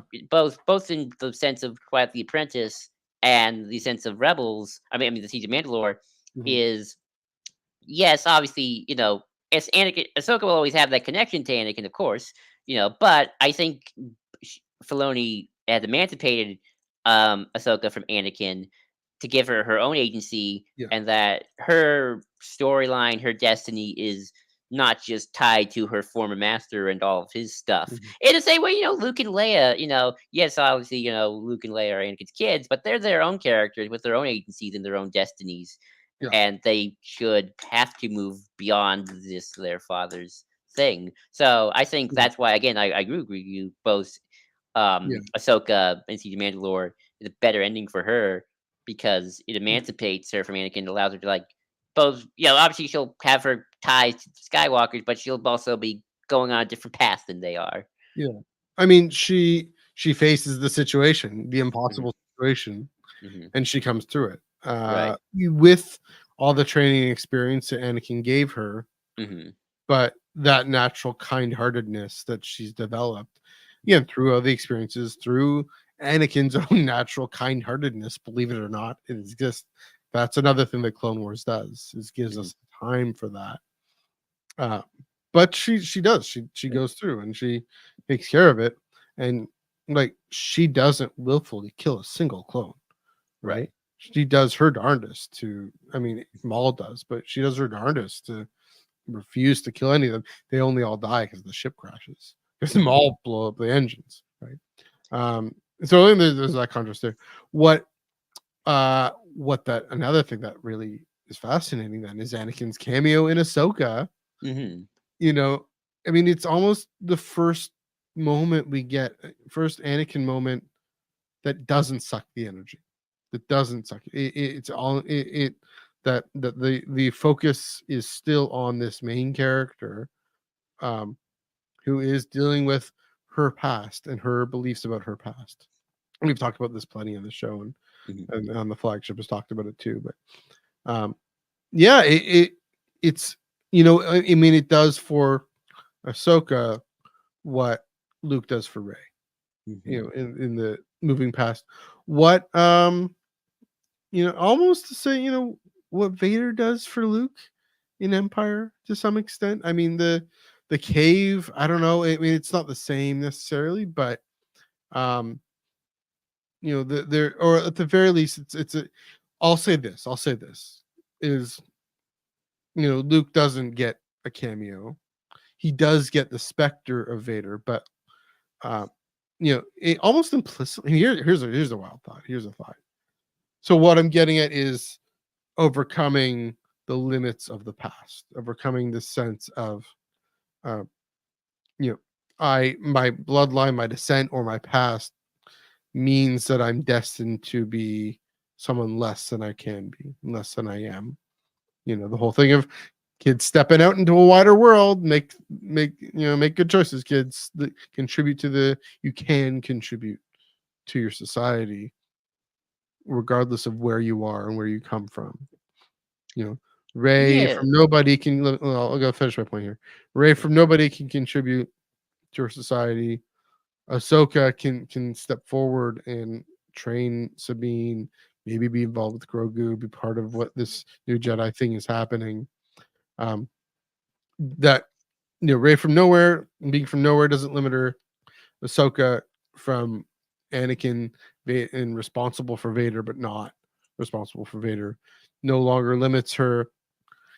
Does those cameos do that in a way that Luke in the cave, face the Luke in the cave situation, in a way that the Shmi cameo in Attack of the Clones does the opposite for Anakin, right? Or not like her herself, but the situation is the birth of Darth Vader, that dark mirror to that. So, Well, that's an interesting question if that's a cameo or yeah, not. it's a cameo. Maybe. I I'd call that a cameo. It's funny we talk about sucked out sucked down to the gravity in the room. Give them kind of a great example to show of how Vader Anakin can really suck the gravity out of a room. Mhm. It's the hallway scene because I love the hallway In Rogue scene in One? Rogue One. Yeah, I love that scene. Don't Mhm. get me wrong, but like artistically speaking, like if you want to be really artsy fartsy about it for Yeah. like 5 seconds, the story's already over. All the main Yeah. characters are dead at that point, we're just kind of doing a little epilogue to kind of connect it more to A New Hope, and it's like, Yeah. well, here's Darth Vader in all his glory, being a badass, and Yeah. it's like look at Darth Vader. It's like you just watching that scene alone, it's like you can just feel the energy of like Sure. it's all about Vader, man. Just like power. It's like do not mess with this guy. And then Yeah. obviously you get a little bit of Leia by the end of being Hope, and then obviously cut, and then you should go watch A New Hope. Yeah. That's a moment right there. It's Yeah. not even like a deep Anakin Vader moment. It's just No. here's Such a good ending. here's Darth Vader though, just being powerful. Although it's funny, I Yeah. actually wouldn't consider that sort of sucking the energy in No. Kenobi, but I No. also consider Anakin a co-antagonist, Yeah. protagonist, a co-character in Co-focus. Focus. in Let's say that focus. Yeah. co-focus of that Mhm. that series. But so is Um, Leia in that. oh yeah, so there Mhm. that's actually character Yeah. development and stuff like that right there as well. Yeah. I just want to talk about. So yeah, I mean, Vader in Rogue One actually no is another example of not sucking the focus away, right? And that's the thing I mentioned. I would Is say at the end he kind of does it a little bit. sure, but there's nothing else to focus on anymore, right? That's true. That is true. Is the thing is it what it does? It does what the Tarkin cameo does. It does what all the other good Vader cameos do. Vader and Rebels, to Mhm, know that Vader is in charge of the Inquisitorius. mhm, Again, it tells us that they mean business. That they mhm, are, they have this. I mean, they're two steps away from the Emperor, right? This mhm, is something essential.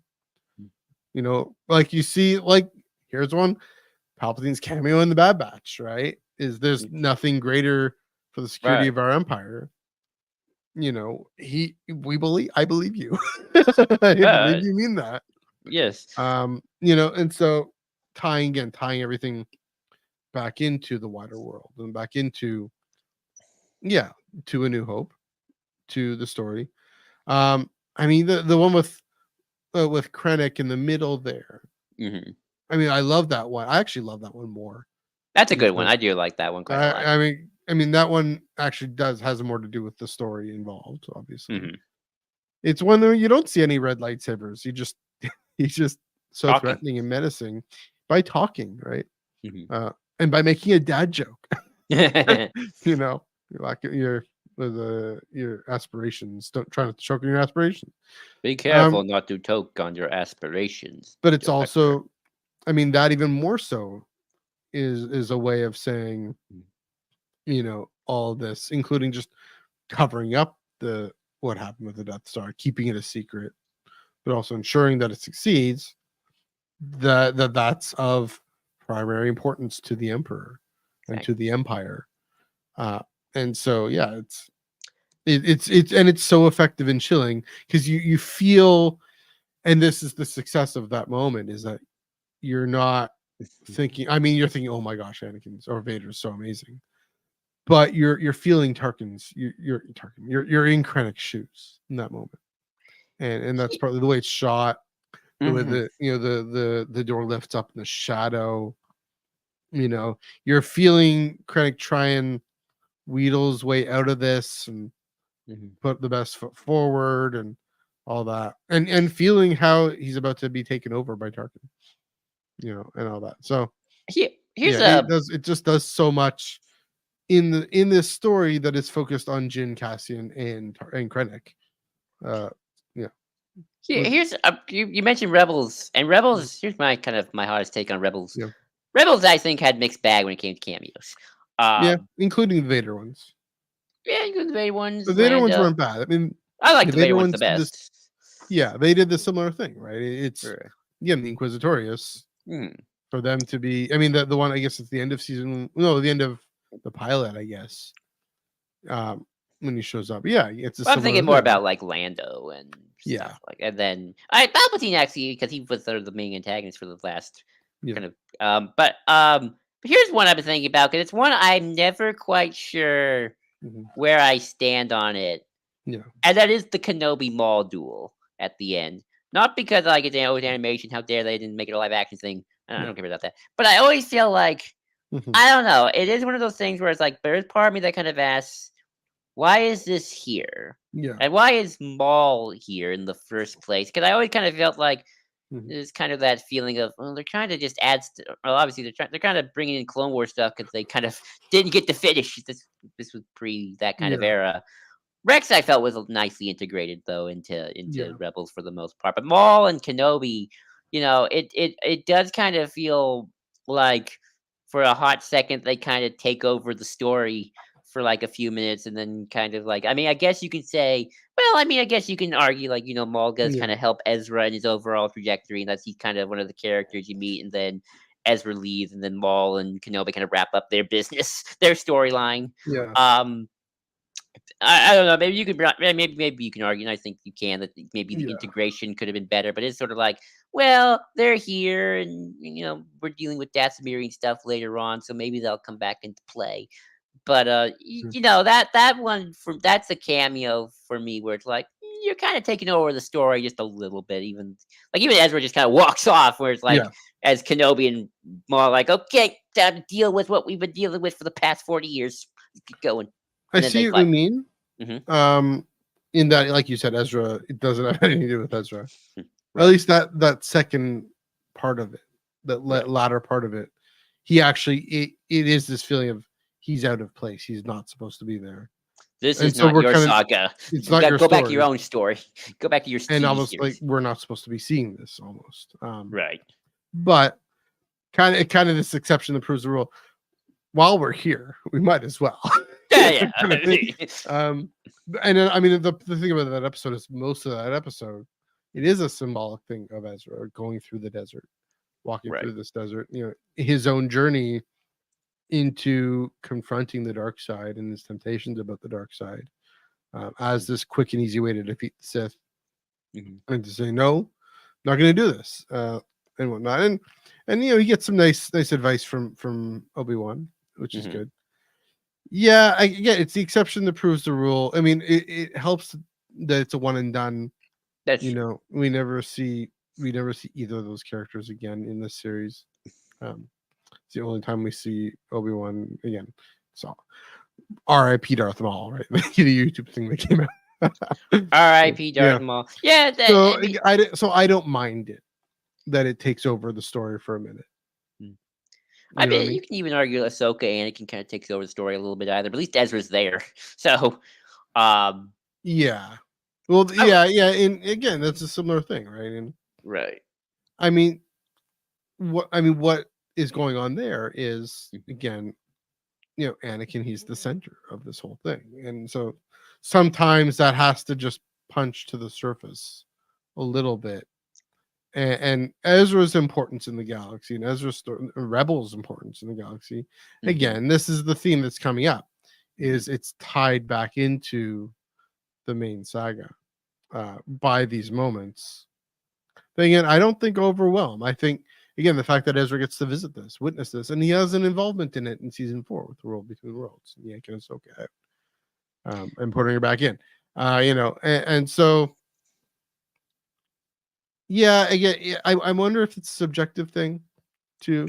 It could be partially, If for we sure. accept a temporary overwhelming of the story for the sake of the wider story of Star Wars, because they do such a better job of them building up Ezra's character over the whole series, right? And that's the thing, is that they're still responsible for that.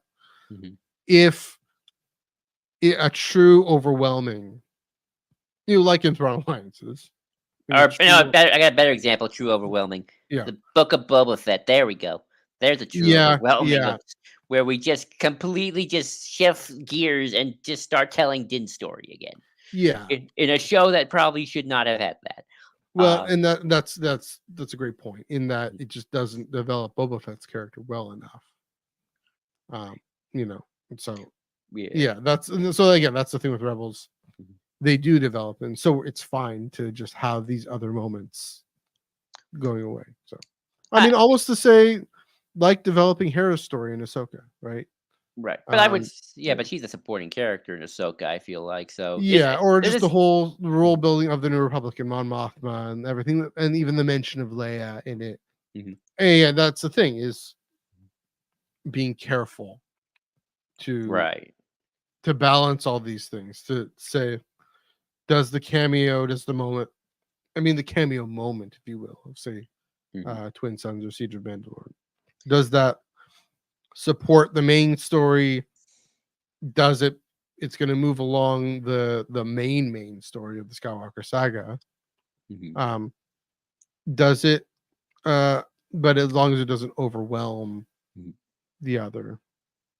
Yeah, But now I got like 5 different things I want to point out. So maybe sure. so like, well, first off, go back to that subjective thing again. Hmm. I think Rebels was made at a very interesting time, and Yeah. I also think maybe this is where the subjectivity of like what do these shows do and what their Hmm. purpose should be is kind of in effect.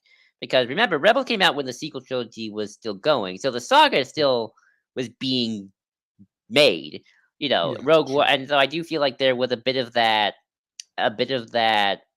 kind of almost unofficial hierarchy of the saga films take greater importance, and then the solos and the Rogue Ones and the Rebels, Yeah, are kind of there to maybe support the saga. well, it's always true. Yeah.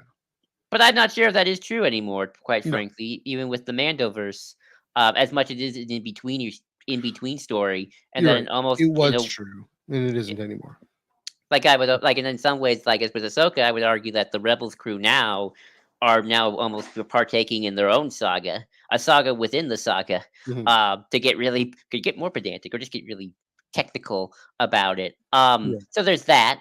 The second thing that I wanted to bring up that I thought of is, I remember a while, you and I thought it was fine, but I could see why there was this wonkiness about the second non Boba Fett episode where you had Yeah. Luke and Ahsoka. And I do wonder if that is an issue of, and I can't tell, like objectively speaking, or if not, if this is the problem. Is Mm, it's hard to tell whose story that is in the moment, because yeah. I'll use Ahsoka in Mandalorian season 2 as like the opposite Mm, example for yeah. me, where yes, we love Ahsoka. Our eyes are on Ahsoka because oh my god, Ahsoka in live action, holy moly, never thought we'd see that. And obviously, of course, there is the brief moment again of like where is Grand Admiral Thrawn, setting up a spinoff. But objectively, when you really analyze it, and why I think it's good is it's still Din's story. It's still And Grogu. progressing the and Din Grogu story. We get the name Grogu, right? In Yeah, that. it's Din and Grogu, the Mandalorian and Yeah. Grogu. It's Yeah. still the Mandalorian and Grogu story. It's still progressing Yes. their relationship and their arc, and Ahsoka's kind of helping that along. Hmm. Whereas the Ahsoka, Luke, and Grogu story in Book of Boba Fett, outside of the fact it shouldn't even be in Book of Boba Fett, but let's put that to the side for a Yeah. hot second and just analyze the episode. I I have to rewatch it, but I guess you could say, is that a Grogu story?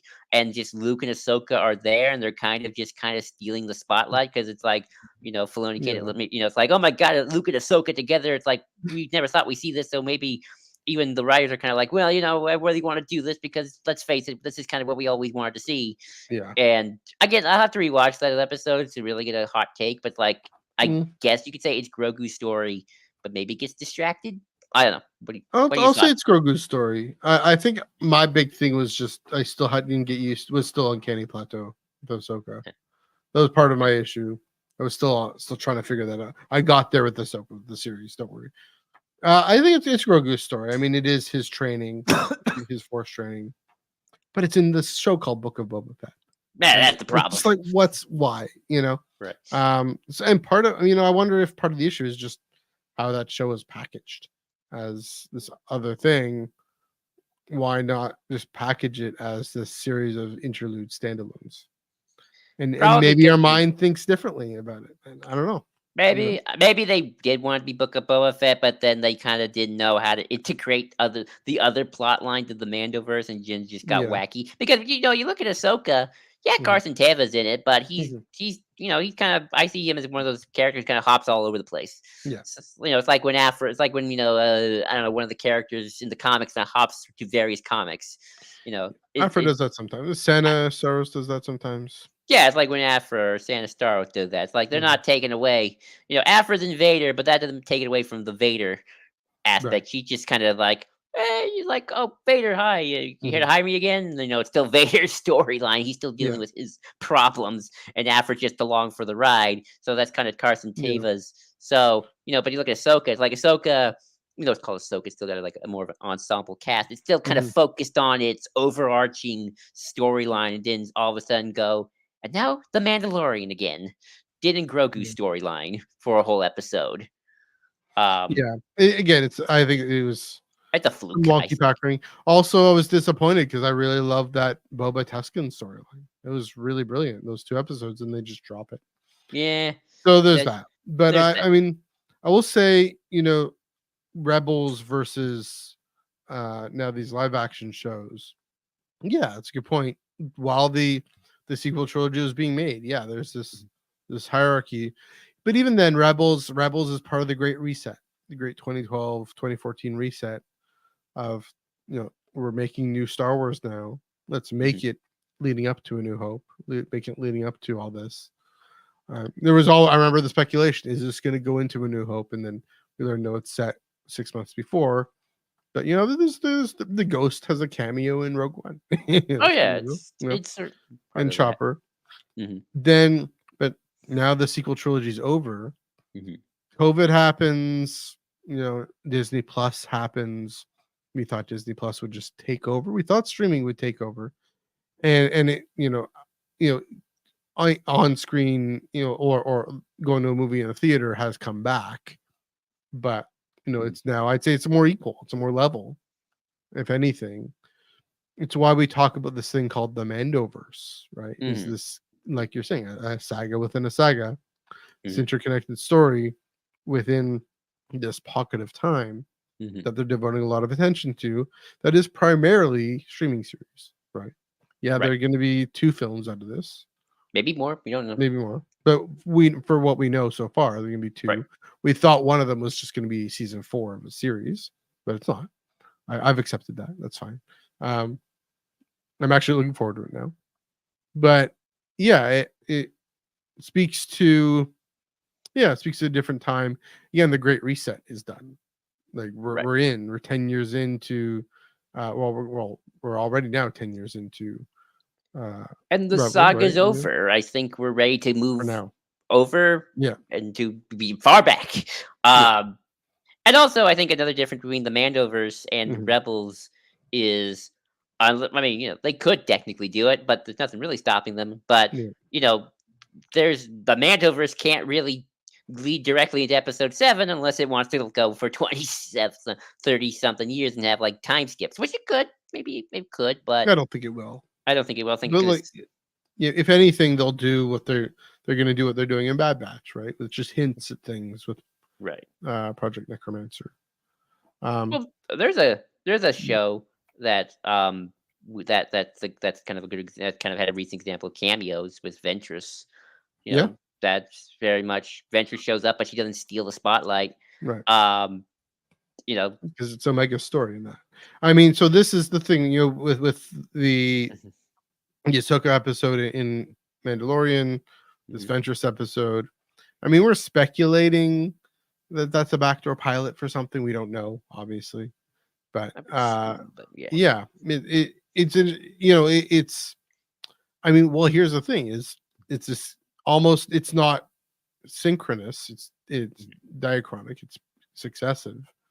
But mhm. there's also starting to be maybe this thought of a continuous animated thing set around Revenge of the Sith, right? Before and then after, Yeah, right? yeah, I mean, Bad Batch, we first see Bad Batch, we first see them in this Clone Wars arc, you yeah. know, and then Ventress, maybe, we don't know. Um, Leading up to, the events of Jedi Fallen Order and Jedi Survivor and the Path and then Kenobi, right? It is all interconnected, but just how tightly interconnected. So, which raises the question: Mhm, are these things cameos? And I mean, this is maybe a question you have for paper mhm. for High Republic. Well, You actually, I know, do. I kind of you do. know. I So, think. Oh, well, go. that's my question: is say, um, no, do they count as cameos if say I don't know, say well, we brought up Carson, you Mhm, know, say Din and Grogu show up at Ahsoka now. mhm. That's why not? Uh, I guess does that count as a cameo or does that count as this synchronous interconnected thing building on their story? I mean, how do we define this? Again, are we being pedantic? Are we being whatever the word is? I think maybe a little, but I'll try to think of an. I kind of have a sort of my of an Yeah, answer of it's a mix of both. yeah, And what I mean by mix of both is a mix of context and kind of it's I think it's just the context, right? yeah. So, yes, it's an interconnected story, but at the same time, we have to still consider these are still separate installments, Yes. right? Rebels and Bad Batch are two separate shows. They are part of the same universe. They might have the same characters And popped Clone in and Wars and out. Bad Batch. And Clone Wars and Bad Batch too, Yeah, but they are also different shows. So, okay, so like if Ventress is in a spin-off of the Bad Batch, you know, it's still she's still a cameo in the context of the Bad yes, Batch, the show.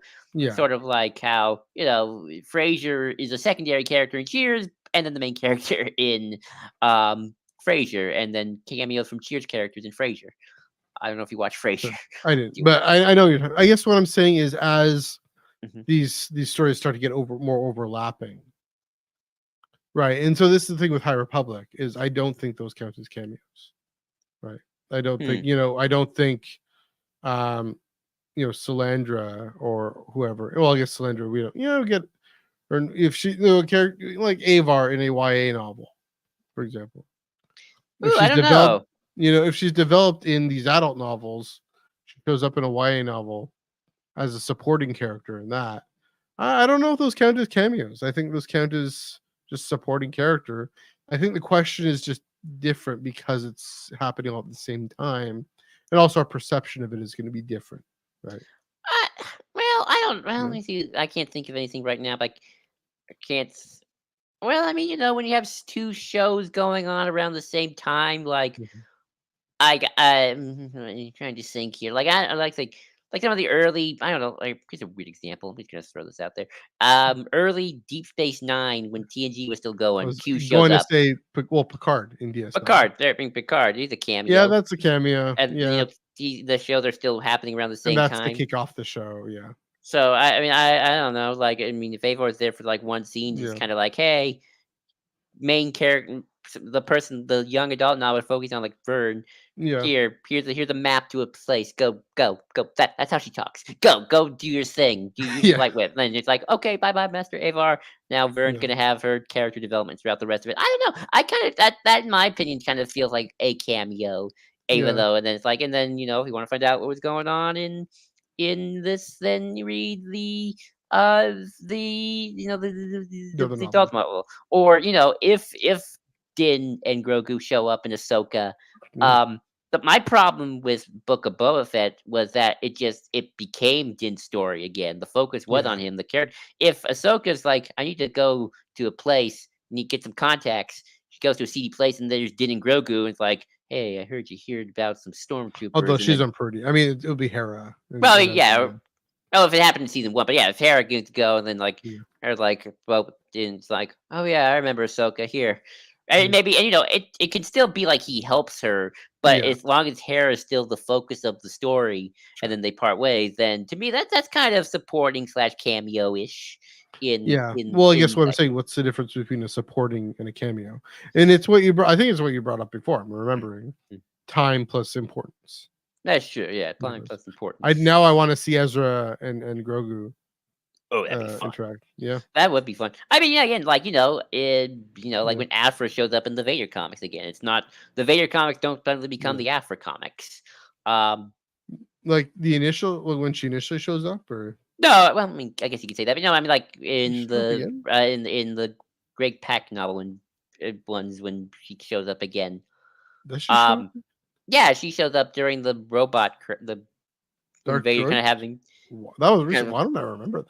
no, it's not Dark Droid. It's like Vader's having like a power surge, and kind of really uber powerful and kind of like destroying the ship by accident. Oh yeah, yeah, So I got kind of two more sure, thoughts before we kind of wrap up the conversation. yeah, Number one, mhm, it's funny how you talk about Filoni's initial pitch and the West Wing thing, because I mhm, feel like a lot of the Mandoverse, weirdly enough, is like that original West Wing pitch, where it's like, yeah, in some ways, we kind of are dealing with the staffers over the president. Although I guess in yeah, Mon Mothma's case, we have her. But as you know, in this case, it's not really the president; it's Luke Han and Leia, the yeah. OT True. three. They are the president in a sense, right? Yeah. Like Well, yeah. in That's very much the case. Yeah. so it's sort of like how kind of both Rebels and Mandoverse are kind of going with Filoni's original pitch, and we are sort of seeing things more from the staffer's point of view. I mean, obviously, yeah, we Mhm, get big villains like Thrawn,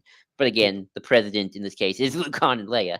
Um, so there's that. Just kind of wanted to bring that up, and you talk about how the work has been done with some of these characters who show up. Mhm, It is interesting that Kenobi, as when he first appeared in '77, is that character just without the work being yeah. done. But the work was kind of but in some ways, I feel like, well, maybe not in '77, but definitely by the time you get to Empire, that Mhm, work was almost promised to us, in a sense, because George did kind of always, in yeah. some ways, I don't know if he like truly 100% like knew he was going to make the prequel, but he always did keep that in reserve more so than any sequel trilogy for Mhm, sure. yeah. And to get to ultimately a point that I feel like I would be remiss not to talk about. Sure.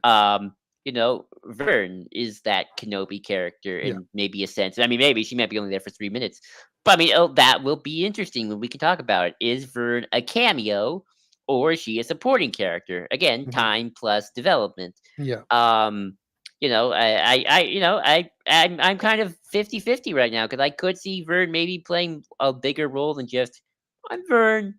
Goodbye. There's even, Leslie Headland's even talked about having her she mentioned like, oh yeah, Vern, that's a cool character. She had a light whip, and people kind of getting excited, like, oh, we can Yeah. see her light whip. That'd be cool. I actually think we could. But Mhm, yeah, Vern could be, if she has again time plus development, yeah. more of that Kenobi A New Hope role, but again, the work has been the backlog work has already kind of been done for us already. Yeah. With Vern for sure.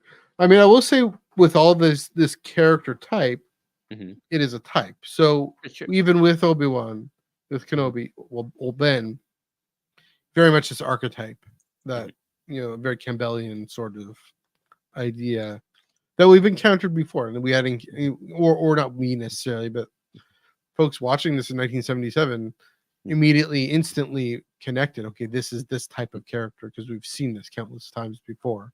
Hmm. The Threshold Guardian or whatever, uh, yeah, whatever Campbellian thing this fits into, but just the wise inventor. Right. So there's that. It's just that continues. Hmm. I mean, well, what the prequels do is they say the Wise Mentor, we're going back and seeing his origin moving forward, and then with Luke in The Last Jedi, especially seeing that happen. I mean, well, you could say Leia, and with Leia for Poe and whatnot, and Leia for Rey as well, and for Ben. Yeah, with Vern, yeah, it'll be interesting. Again, I mean, part of the thing with Vern is the real world thing of kind of a marketing thing of, oh, look, this character from the books is showing up in live action directly, right? Not, yeah, there's Cobb Vanth, yeah, there's Chrysanthemum, and Cobb Vanth more substantially for sure. Is this still going to be the more substantial presence? Is it going to be most direct, precise? Because with Cobb Vanth, some of the details change from the aftermath, and so, I mean, we don't. Again, that's a whole paper to screen pipeline question. Is what she says about it going to be kind of vague enough that it won't matter, or whatnot? It'll be, and that's the thing, is it has to appeal. It has to hit the archetype for folks who haven't read a word of High Republic, right? If they know who this character is. So there's that. There's one last thing I was going to say. I forget what I was going to say. Maybe I'll bring something up then about Vern then, and kind of tie it back to Obi-Wan and New Hope. Back then, is there any scars of the past that she still has to deal with in Day? Yeah. Which is going to be even more interesting because that's 100 years, whereas Kenobi got Kenobi's it's not just he's a wise mentor and he mentors.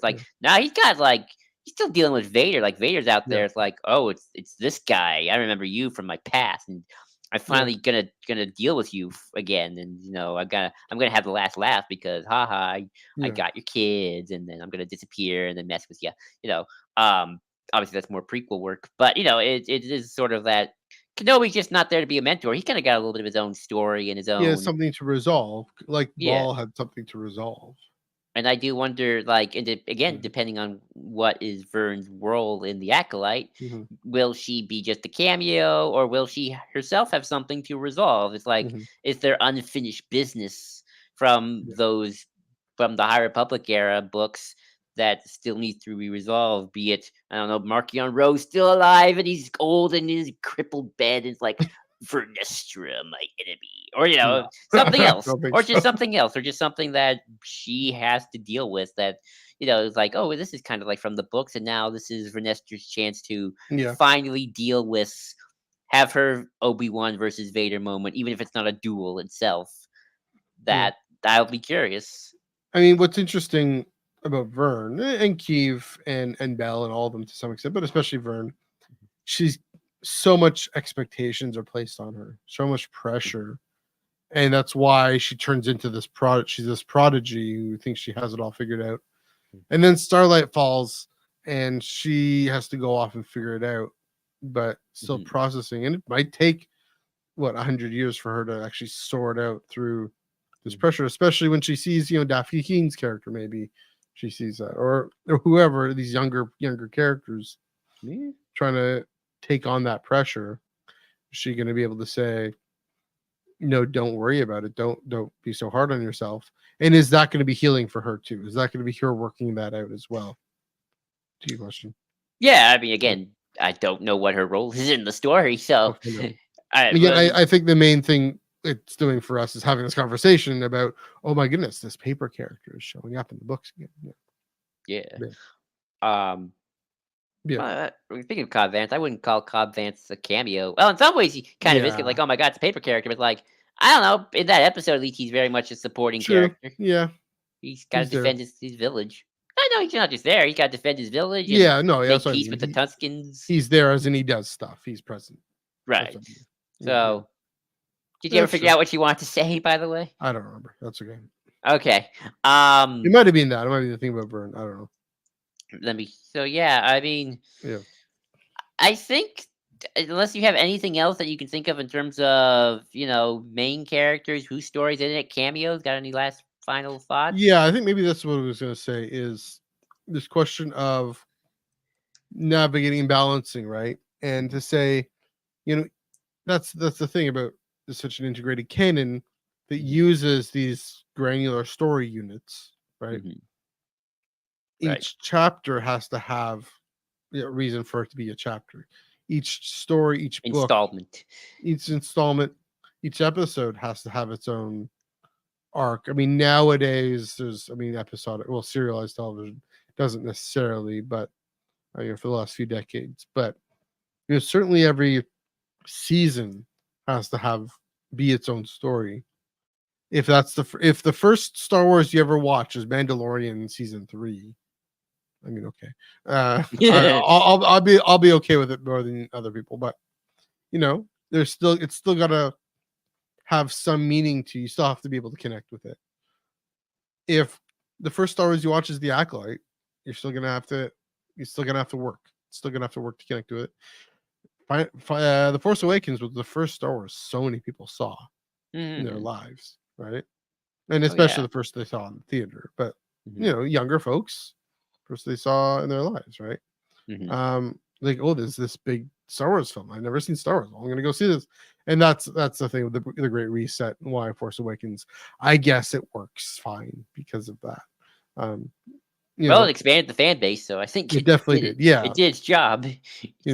but also, yeah, I mean, it, and someone who hasn't seen Star Wars, it doesn't feel as repetitive and derivative as it does to me. I mean, it is an exciting film in its own right. I will give it that. And so with all these cameos, with all these little things connecting to the larger story, you know, they still have to find a way to stand alone. It's the challenge of an integrated canon. They have to stand alone for the sake of the characters and the sake of actually writing the story and justifying why this story exists, and for the sake of other viewers, other fans coming in watching this for the first time without any other Mm. context. So it has to stand alone and has to build up the main story and the main overall the grand history of it. And that's the challenge, and the best Star Wars does both at the same time. Um, we'll say some of the best Star Wars doesn't necessarily we'll say, yeah, I'm the best Star Wars. No, we'd still say the best Star Wars still tells a good character story, even though the main character, um, including Twin Sons, Mm. but Twin Sons is the exception that proves the rule. And so, um, yeah, pointing to things that have come before and things that come ahead, but still spends enough time with Ezra. So, yeah, it's the same challenge, um, that we talk about this whole darn podcast every single time. It's working on all these multiple levels. Yeah, and it's funny. Mhm. I was thinking about the sequel trilogy one last time before we hit the road, Yep. and we talked about this a lot, so we don't have Mhm. to dwell too much about it. It kind of we talk about where the cameos have to do and stuff. It does remind me a lot of the discourse, and again, more of the discourse, Yeah. and to people who talk about where I feel like people they wanted an Anakin cameo for the sake of an Anakin cameo. I wanted an Anakin cameo Yeah, in but the it's sequel like trilogy. but it's like, well, okay, well, Yep. I mean, that's great, but like, how do we execute that so that it doesn't just take away from who the Yep. important characters are, which is Rey, Finn, We got an Poe, Anakin cameo for 2 Kylo. seconds, but Um, yeah. you know, I Yeah. mean, and I've always sort of said that the sequel trilogy, as it was written, you can't just insert a Anakin cameo. I feel like you'd have to rewrite at least one of these three films from the ground up to Yeah. make that work. Now whether or not that you should have done that in the first place, we can debate that all day long. Mhm. But again, the discourse around it, and this is again the Yeah. discourse, has always been, I want an Anakin cameo because I want to see Anakin Skywalker, and not, well, how does Anakin Skywalker serve Well, the story of these characters of in terms of like, and what kind of scene would you tell? I wanted an Anakin cameo because I wanted confirmation of the Chosen One prophecy. Well, You true. know, It's like, well, and so I didn't get it, so I didn't get confirmation of the Chosen One prophecy. Okay. yeah. I mean, you have to rewrite the story kind of from ground up. Exactly. I feel like Especially, yeah, especially episode 9. probably would have, because that's the Yeah, one you probably have to deal with. The Siths are back. yeah, Hello, what's going on here? Chosen One but prophecy didn't say anything about Sith coming back. no. Um, but yeah, I mean that's why again the Anakin canon of Ahsoka works Mhm, because it's forwarding Ahsoka's story and mhm, her character and that plot. mhm. But yeah, that's kind of my Yeah, last little tidbit. So yeah, yeah, character cameos. They're fun. They're They're exciting. They're exciting. They're best. They serve the story. Exactly. All right, that's a good time to wrap things up. Thanks for joining us, everyone. Let us know what you thought. What's your favorite cameo in Star Wars? What's your favorite? What's your least favorite? What do you think overwhelms the story? What character do you think is best served by cameos? Comment below. Those comment boxes aren't going anywhere. Also, let us know on the socials. Please do we'll get to that in a second. Please do give this video a like and a share, and subscribe to the channel if you haven't done so already. Joel, another great show, another great deep dive into story in Star Wars. Where can they find you on the internet? You can find me at JID 2021. Again, JID 2021 on Twitter. Of course, the Ion Cannon Pod. Again, at Ion Cannon. Dang it! Oh, I was getting on a roll, and now I finally at Ion Cannon Pod. EYEONCANONPOD. So, yay! Yes, just making sure I get the name of the song.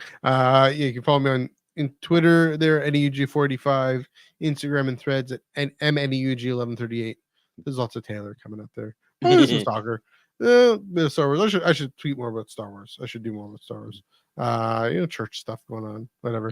But yeah, you can follow me there, of course, at Ion Cannon Pod, EYEONCANONPOD. Tractor Beam this coming Wednesday at 9 p.m. Eastern, 6 p.m. Pacific. Of course, the flagship talking about the Bad Batch and other news on Thursday, 9 p.m. Eastern, 6 p.m. Pacific, right here on the Star Wars Underworld YouTube channel and everywhere else you get your podcasts. Hannah doing her thing every day. Tales from Beyond the Galaxy. Keep an eye out for when they do stuff, and join the Discord. And the link down below. Again, check out Dom's interview with Carson Teva himself, Paul Simon Young Lee, right here on the channel. Check out our trivia thing at Seriously Star Wars, his YouTube channel. And yes, I got it here. F1053 Baby Makes 3 Mix is the correct thing. Of 3 Mix is a play on the word from 3 Mix. Sometimes May 4th. Check that out wherever you get your music. Just look at F105 and check that out. Give them a listen. I should clarify. Give the band a listen. Lots of great music. Definitely looking forward to May the 4th. It's coming up, guys. It's a week and a half to the great celebration. Not Star Wars celebration. That's in Japan.